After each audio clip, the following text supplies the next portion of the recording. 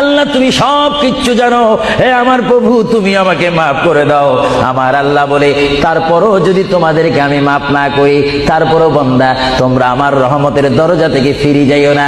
আমি তোমাদেরকে হুকুম দিচ্ছি, ওয়ালাউ আন্নাহুম ইয যালামু আনফুসাহুম জাউকা, বান্দারে যদি গুনাহ করে ফেলো আমার রহমত থেকে মুখ ফিরে তুমি চলে যাইও না।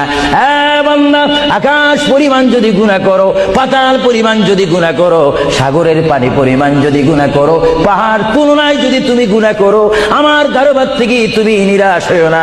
বান্দা, আমি তোমাকে একটি রাস্তা বাতাই দিচ্ছি, একটি পথ তোমাকে আমি দেখাই দিচ্ছি। সেই পথটি কোন পথ তোমরা জানো? ওয়ালাউ আন্নাহুম ইয যালামু আনফুসাহুম জাউকা, বান্দারে যখন তোমরা বরবাদ হয়ে যাবে তখন তোমাদেরকে একটা পথ আমি তোমাদেরকে দেখাই দিলাম। সেই পথটির নাম হচ্ছে আমার রাসূলের মদিনা। জোরে বলেন সুবহানাল্লাহ।